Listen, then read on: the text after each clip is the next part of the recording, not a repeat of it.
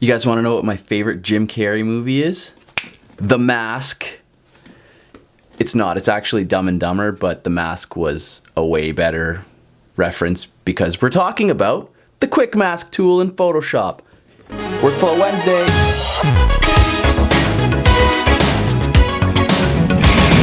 Alright, we're talking about the Quick Mask tool in Photoshop. I use this thing all the time. It's super quick. That's why they call it the Quick Mask tool. And it's very easy to use. Let's jump into Photoshop.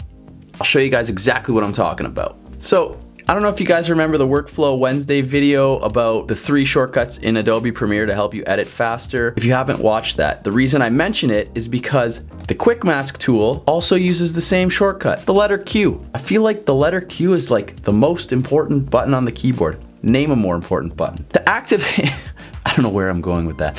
To activate the Quick Mask button, all you do is press the letter Q. You're gonna notice on your right side, your layer turns red.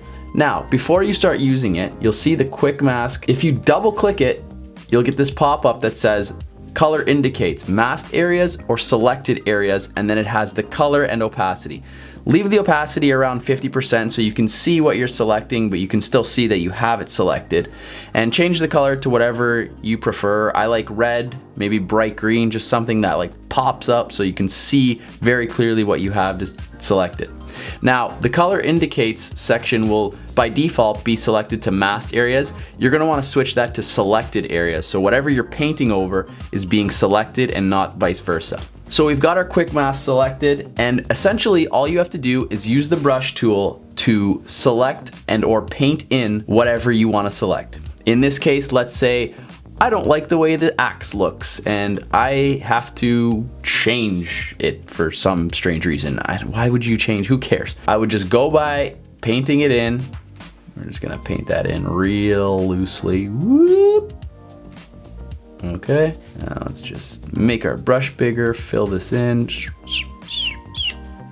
So we very loosely painted in the axe. There are several other ways to do selections, like you could go with the pen tool and wrap around the whole axe, but sometimes it's just very time consuming and you don't need to be super precise with it. In this case, once we're happy with our selection, all you do is hit that magical Q button again, and you have your selection. Now, if I wanna like duplicate that layer, oh look, there's the mask on its own. We're gonna add an adjustment layer, we're gonna, whatever you're gonna do to it, change it however you like. You've quickly selected it.